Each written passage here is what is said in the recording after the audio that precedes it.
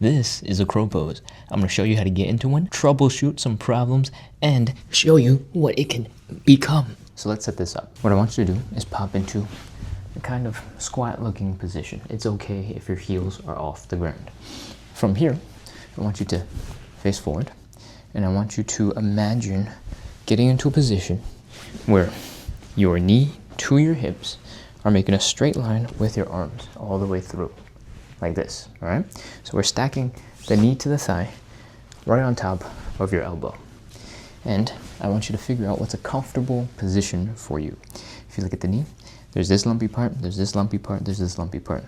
If you can try and find a nice spot right here in between those lumpy parts to rest onto your elbow, onto your tricep, just beneath the elbow, you'll be able to find a nice spot. Do the same on the other side. And from here, once you've figured out your position, I want you to bring your elbows in and match your legs, all right?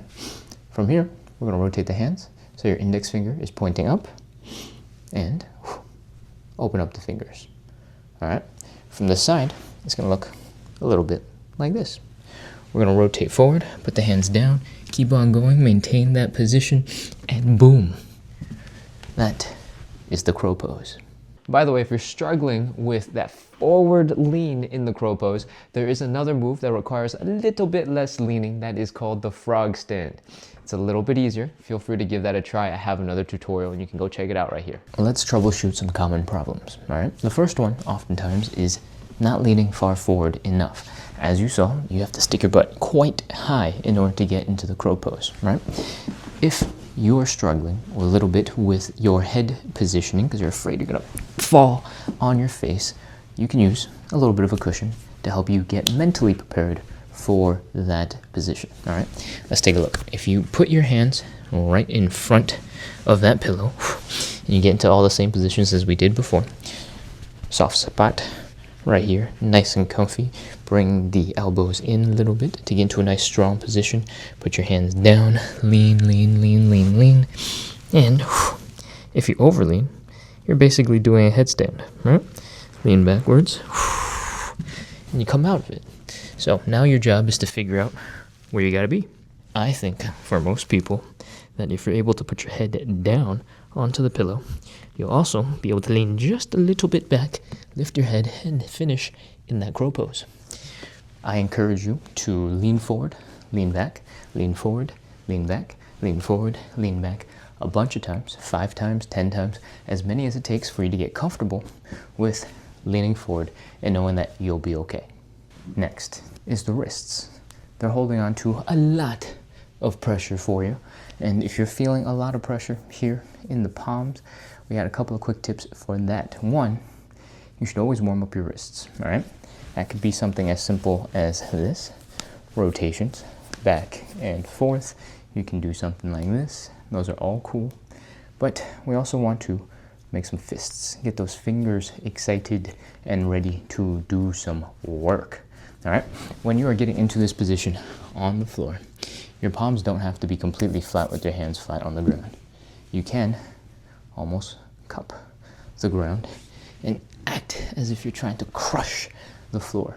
That will give your fingers a lot more control in shifting your weight, shifting your balance, and we want that so it's easier for you to control where you're leaning to, how far you're leaning, and if you need to, you can push yourself back with your fingers, all right?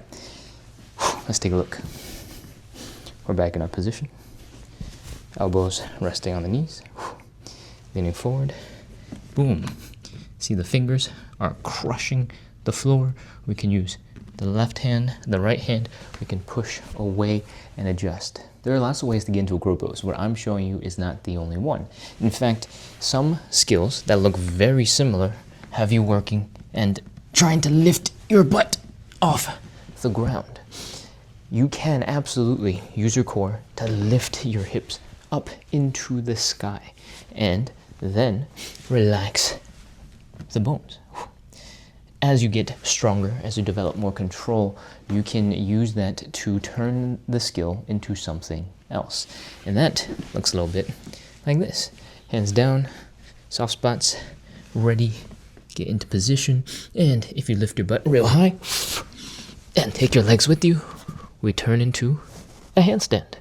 One of the benefits of trying to actively lift your hips up, lift your butt up, is you get to do a slightly different variation of the crow pose. There are more advanced variations where instead of resting your knees on just behind your elbow, you can rest them as far back as the deep end of your tricep, okay? And if you get into that position, like so, get on your tippy toes and lean forwards, you can do a super high crow pose. And that is when your fingers and the strength that you have in your hands gets extra important to help you balance. Because you're even more compact, you're even taller than before. And the way leaning works is way more dependent on how much strength you have in your fingers. All right, that's a whole bunch of tips for getting your first crow pose and what you can take from that crow pose and build into your next skill, the advanced crow pose into your handstands. All right, if you have any other questions about the crow pose, if there's something I haven't quite discussed that you're hesitant about, feel free to leave a comment in the video and I will get back to you. I also do a couple of live side splits training videos every single night, and you can go check that out over on YouTube and TikTok. On those lives, at the end, for the final 10-20 minutes, we do a live Q&A session, usually about the side splits. But if you have questions about the crow pose or any of the other tutorials that I have, elbow lever, frog stand, you can feel free to come into that chat and let me know what you got. Make sure to hit subscribe, and I'll see you guys in the next video.